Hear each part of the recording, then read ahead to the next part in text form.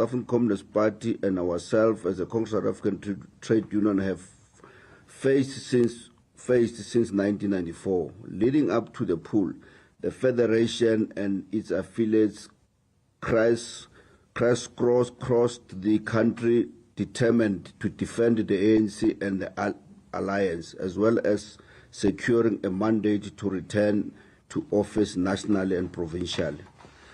Despite the ANC not attaining the 51% necessary to form a majority government on its own, we are humbled that millions of South Africans entrust it to lead the government of national unity.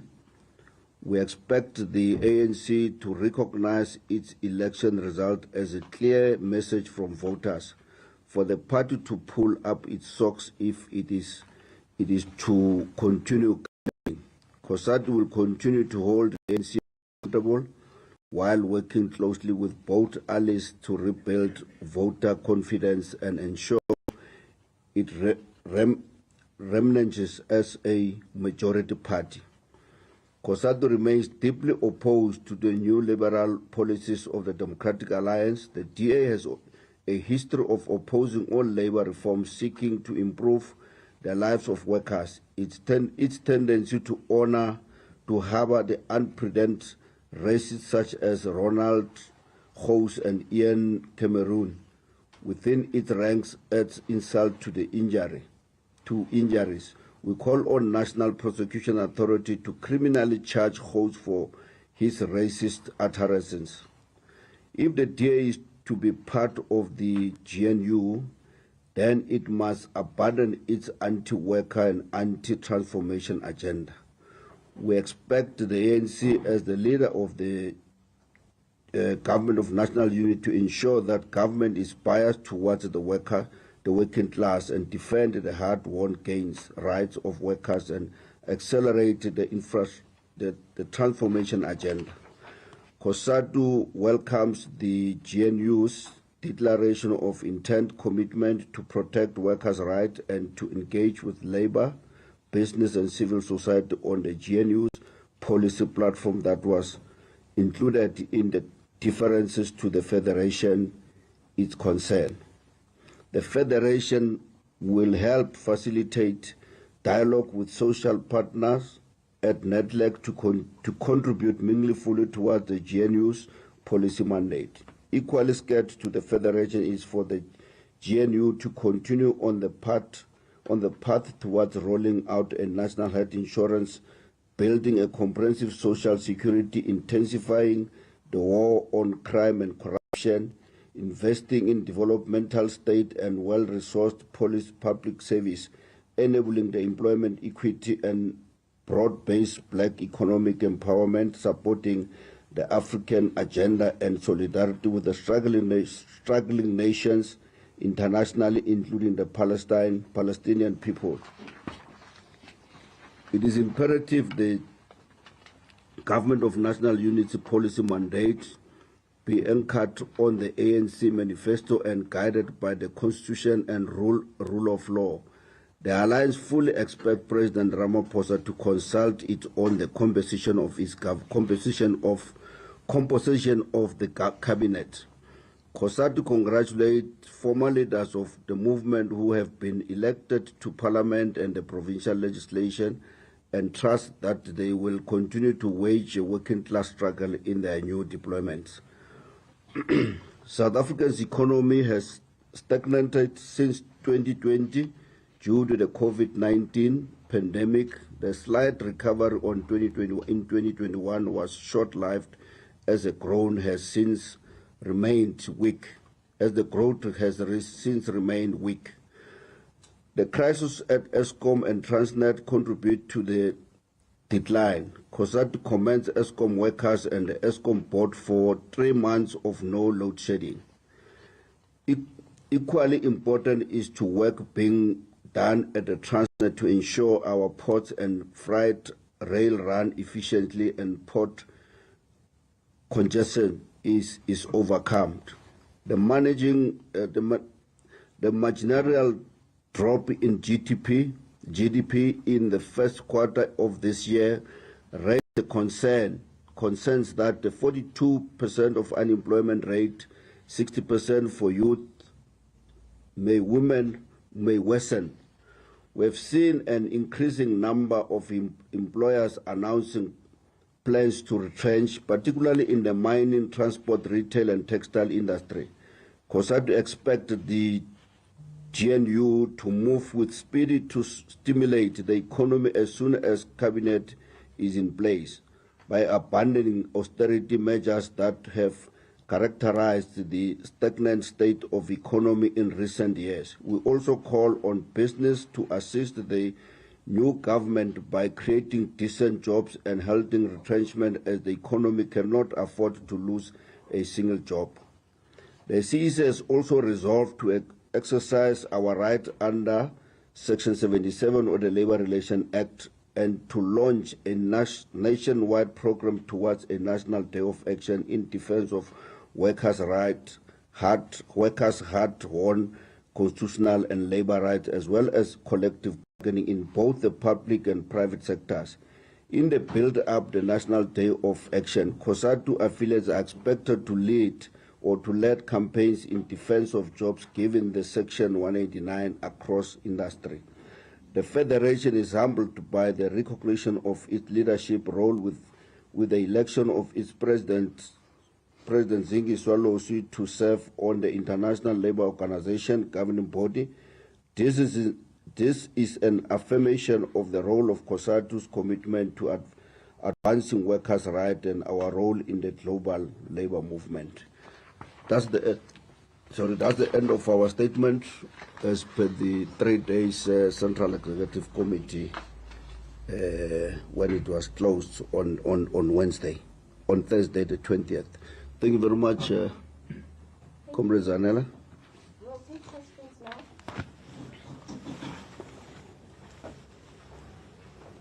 First one, we'll take 3.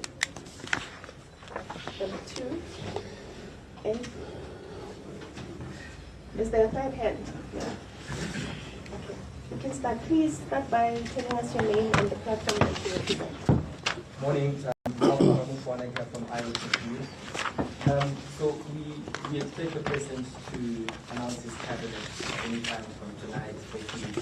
What are your expectations when it comes to this soon to be announced cabinet? What happens if the DA is offered, the labor and employment portfolio? How will COSATU feel about that? And how do you feel about the DA also being offered some of the portfolios within the economic cluster? We do know that the ANC wants to keep those. We do know that the DA also wants those. How do you feel about the fact that the DA could possibly be offered those key portfolios? And we are also hearing that the DA wants about 8 or 9 ministers in cabinet. Do you feel that that's too much? And you've mentioned that the policy of the GNU should be anchored on the ANC's manifesto. Don't you think that's going to clash? Because there's about 10 political parties in the GNU. It doesn't make sense for it to be anchored on one political party when all these parties have different manifestos that could be used to help South Africans. Thank you.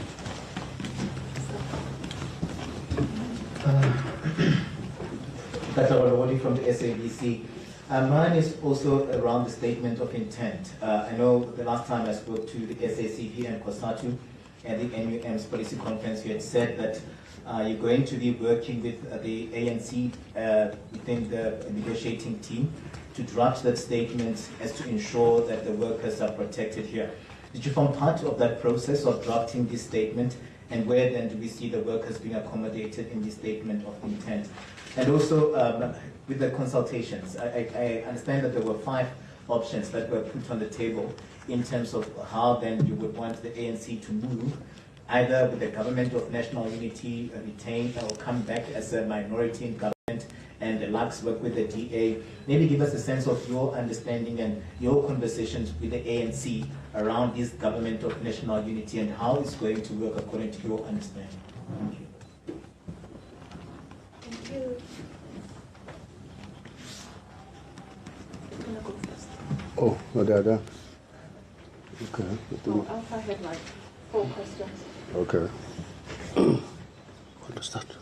You can start. Okay.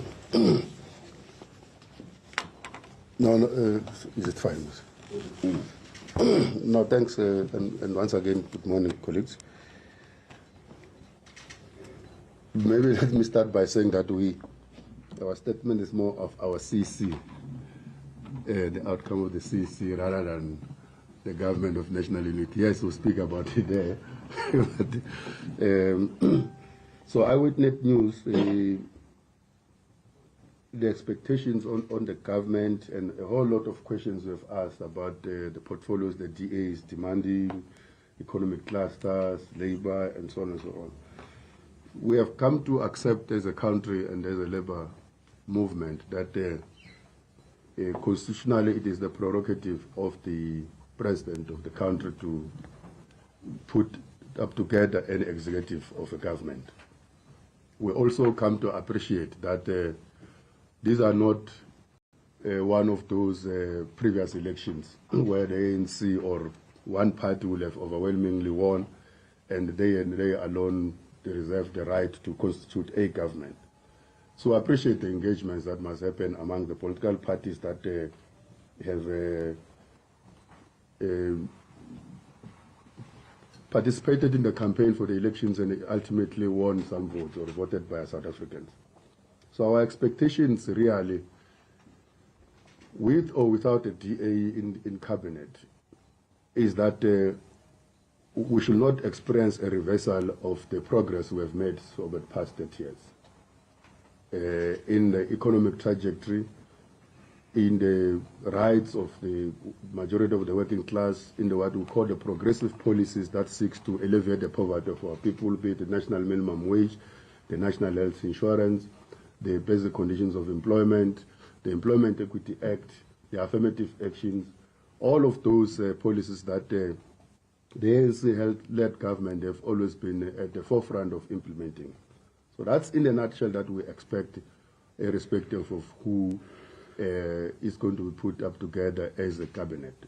The inclusion of the DA clearly doesn't seem to be something that can be avoided now, now that they are part of the government of national unity, despite our opposition to it, which we maintain. So their inclusion in a cabinet, for instance, on the economic cluster, it will depend on which economic policies they are going to be implementing. For as long as the conduct or the mandate of any cabinet minister will be in line with the Constitution and the Bill of Rights, it will be in line with the need to change the living and the working conditions of the South Africans. I think that will appreciate. We can't tell the president who to put in which position. We have our views, but obviously we can't tell the president which position to give to who.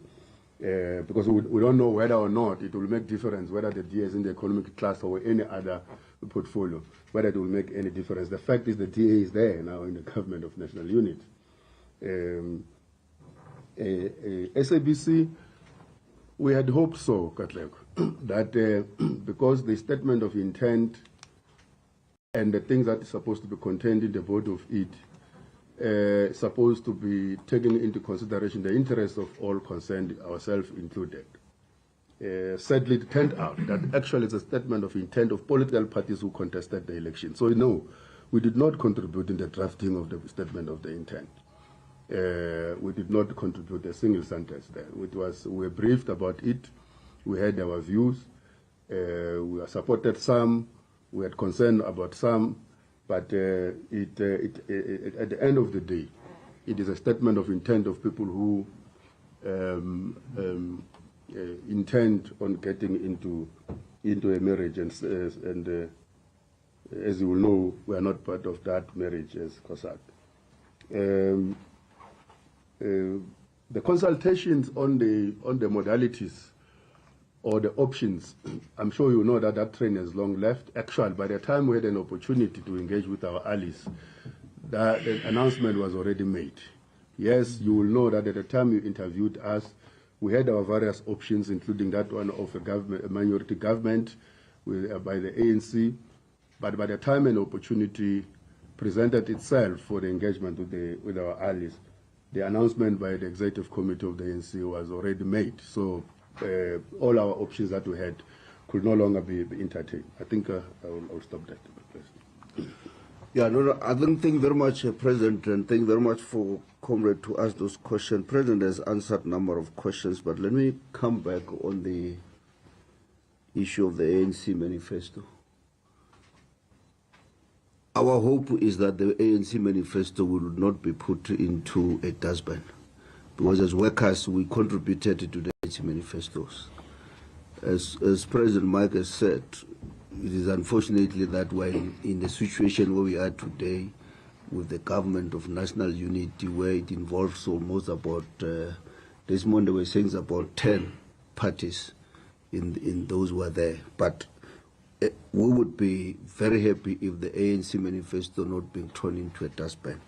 But secondly, is that as Comrade Mike has said, we will not decide for the ANC, but we will be very happy if people who are appointed in portfolio committees, for an example, the trade and industry, Department of Labor, its public service, is people who will be able to advocate the interests of the workers and the interests of the public.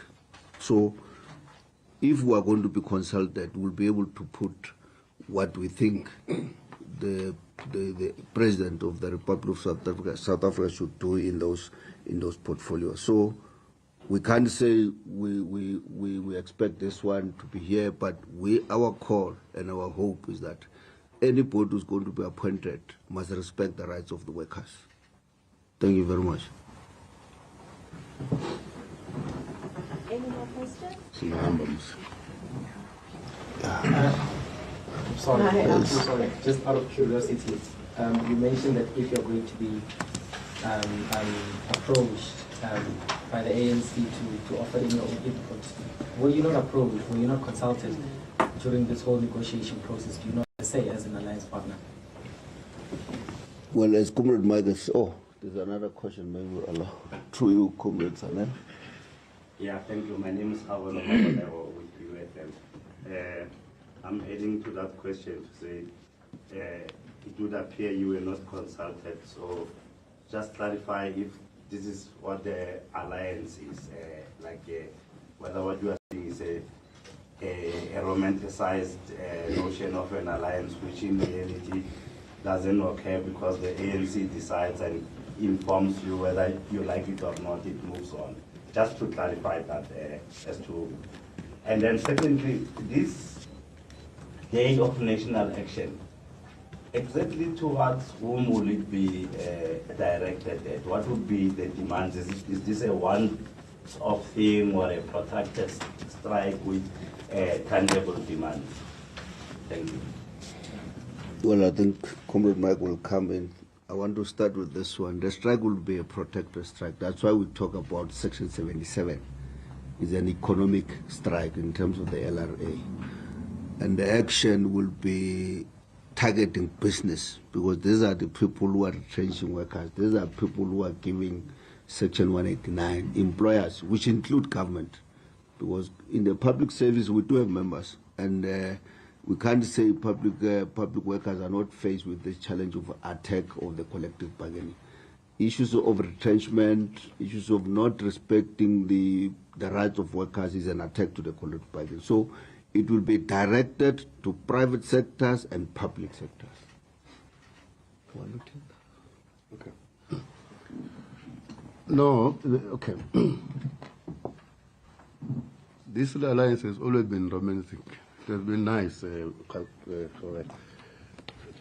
So maybe let's just start by this background, that unlike previous elections or in otherwise a stable environment, things happen to be moving very fast. This time around post-elections, it's not the time that is a terrain that we are familiar with. So many political parties went to the elections. None of them received an overwhelming majority to form government alone. And clearly, a way forward needed to be found, and needed to be found mostly and first and foremost among the people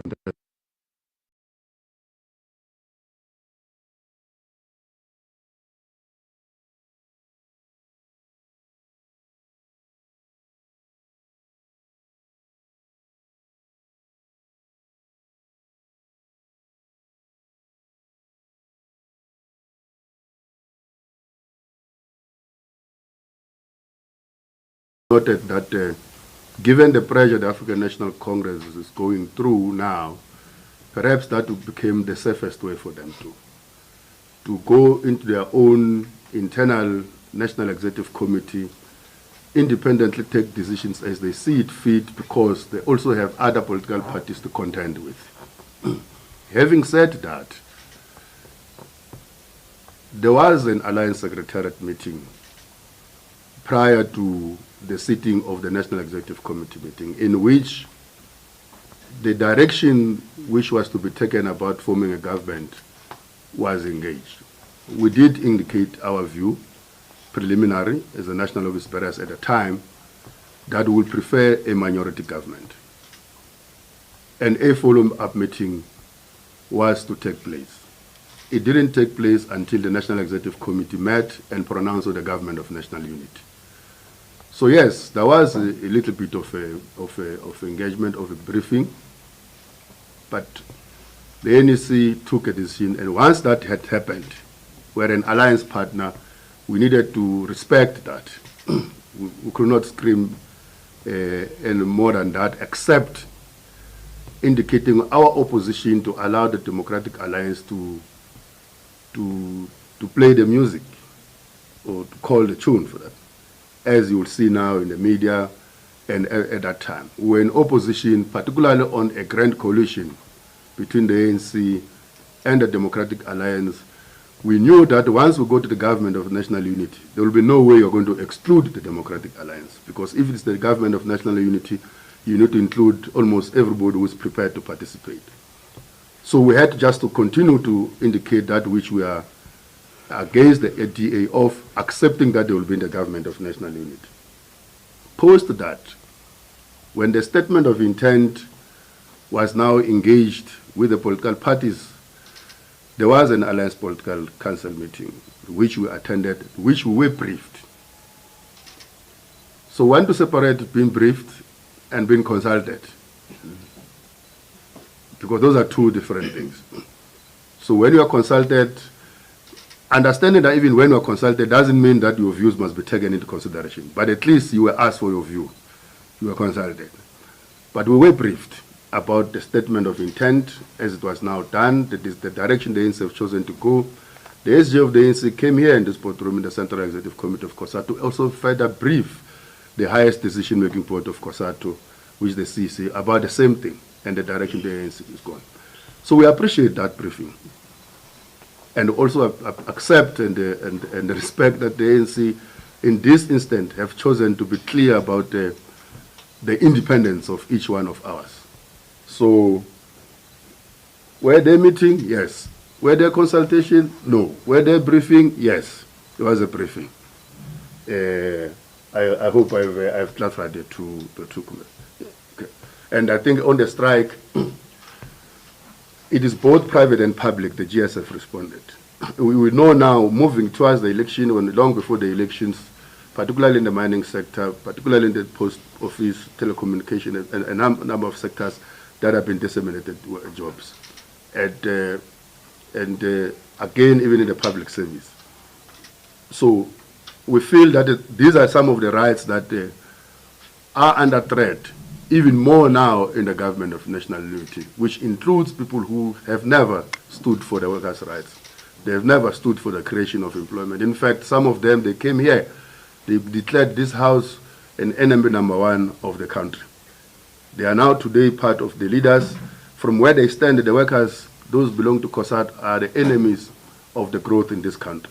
So we are sure that we are in for a bumpy ride in front of us, and that is why we felt the CEC, it is important for us to focus also on consolidating our unity so that we can be able to resist the onslaught that is going to come towards the way of workers. Sorry, so we don't have a date for the National Day of Action yet? No, we don't, but it will be between August and September. Currently, we are doing what is called build-up, mobilizing workers, informing workers with all the challenges that we're facing. The strike, National Day of Action will be between August and September. Are there any more questions? Thank you so much.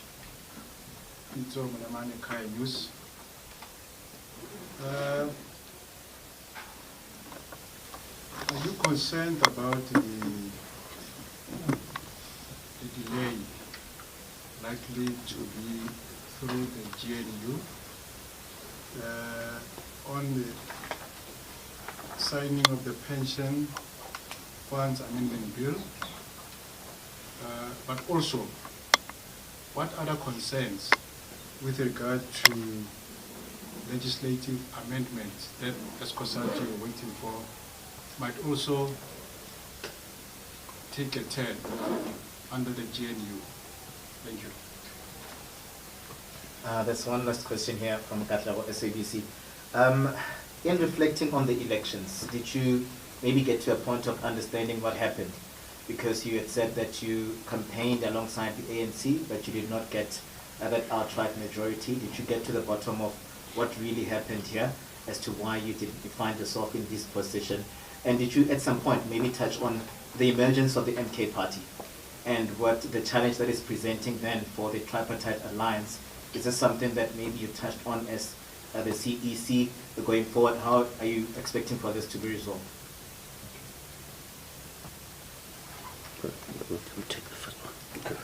Okay, no.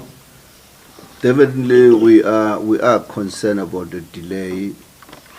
Up to now, we have not been consulted in terms of establishment of cabinet. As I said earlier on, we hope that the leadership of the ANC, in particular the president, will consult the alliance partners in terms of establishment before he do the announcement. Yes, we are concerned about some of the policies, some of the legislation. For an example, as the President Mike has said, we do have people who are anti-workers, who are part of the national unity, for the government of national unity. And that's a concern that they may come back and say something else, even though in the briefing that Comrade Mike is indicating that we briefed in the political council, we did raise, but we were told that we should not be worried because the ANC is leading in that national government. One of the policy or amendment of the Labour Relations Act that has not been finalized by NEDLEC engagement is the amendment on Section 189. Because we have made a submission that the Section 189 under the Labour Market Chamber must be amended to make it very difficult for the employers to retrench workers. You will recall we've announced these things publicly that we want to make it very difficult that these employers must not wake up in the morning and give you a letter, that as Comrade Mike was saying, giving a letter that we're intending to retrench, come to the table, they come there and just tell you that we are retrenching. We want to make it difficult for the employers to do that. That's one of the critical amendment of the Labour Relations Act that we think it may be stifled in that discussion. The issue of the occupational health and safety, combining it with the mine health and safety. You remember the occupational health and safety of 1993, still we have made a submission of amending it, but also consolidate the Mine Health and Safety Act and the Occupational Health and Safety Act of South Africa to be one. Because currently the Mine Health and Safety Act is very important. It's got issues that really talk to workers. But the Occupational Health and Safety Act, workers have no right to refuse to work in an unsafe area. But in the mining they do have, so we want them to be combined. That's one of the issues that we think that this political parties who are anti-workers may lead one of the portfolio committee, sit in the chair in the portfolio committee as a chair, but at the same time as a minister may delay this amendment.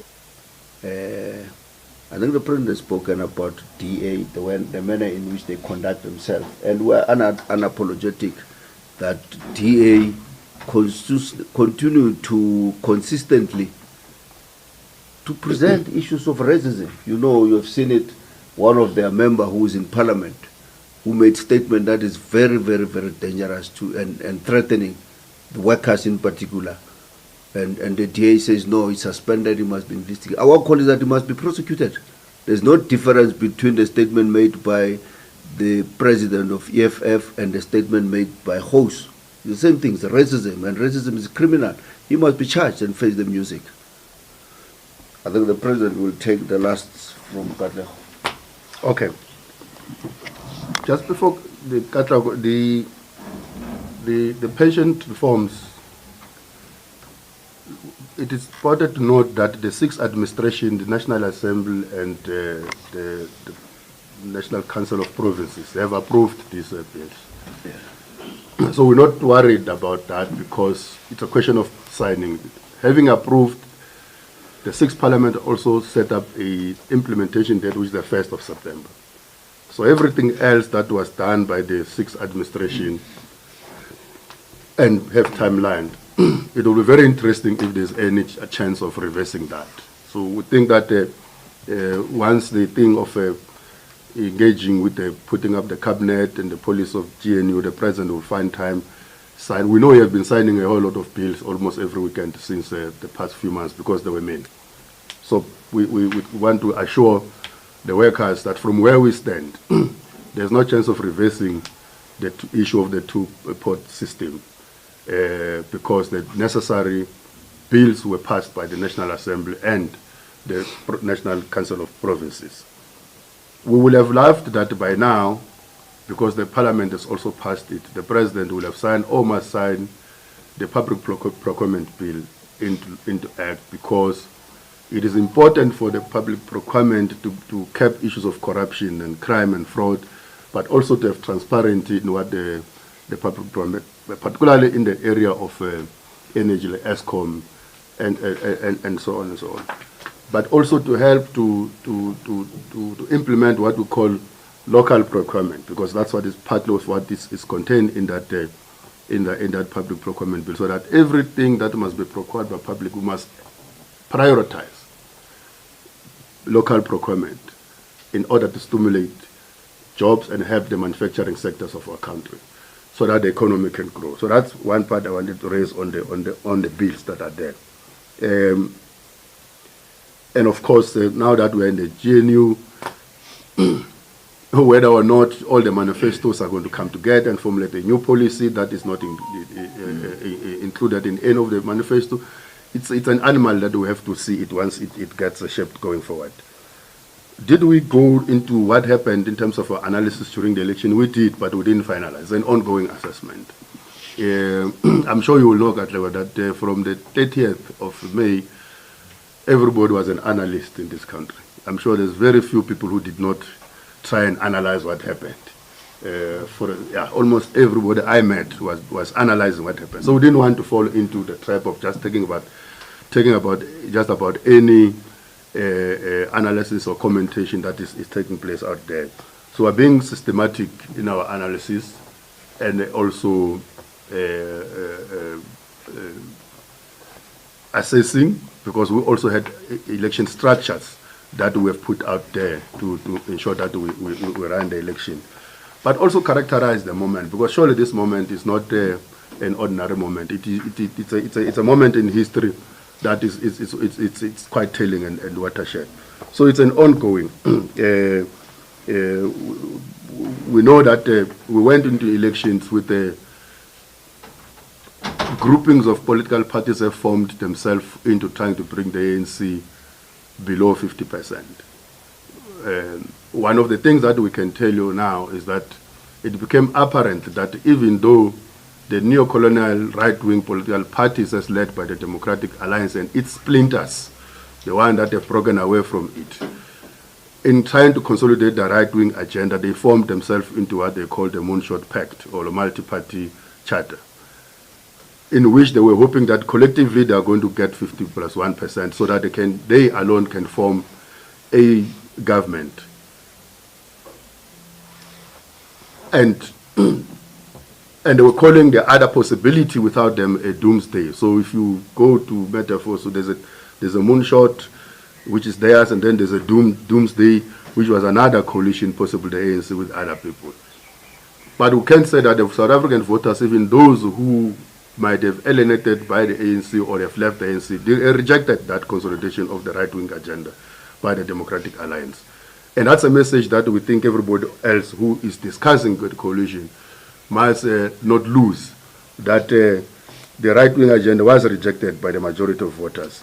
Whether they went to the progressive or not, but the fact is they rejected the Moonshot Pact collectively, and it's an attempt to consolidate a neo-colonial disposition in our country. I don't know why we should have assessed the emergence of MK Party, because there were many parties that emerged during these elections. There were others that emerged in the last local government elections. There were many that came around. Yes, the MK Party became a factor. So from where we stand, is that MK Party, like any other political party, is a political player in our country's body politics, which we'll have to contend with moving forward. Of course, we noted, because we went to the ballots trying to get a progressive agenda, in this case as represented by the ANC. We noted that some of the things they stand for seeks to take us back, particularly in our quest to build a national unity or a national state, or one unitary state for that matter, because we sometimes advocate for something that borders on federalism or even feudalism for that matter, that we must subject ourselves to the monarchy, something that many of the African countries were trying to move away from. But other than that, or beyond that, we have to accept that the political player, they've entered our space. They will have to be engaged with, or to be interacted with the same way South African society is interacting with any other political parties in the country. There was nothing measure that we thought needed to be resolved to isolate the MK Party over DA, because our enemy is DA, it's not anybody else, because the DA has declared us as their enemy, so we are retaining the favor, but not the MK Party or any other party for that matter. Thank you. Mr. President. No more. Okay. Don't worry about Muluku. He's going to Parliament. He's going to be sworn in, so when he's quiet, he's preparing his president. Thank you. Are there any other requests for one-on-one besides Muluku? You also would like to ask.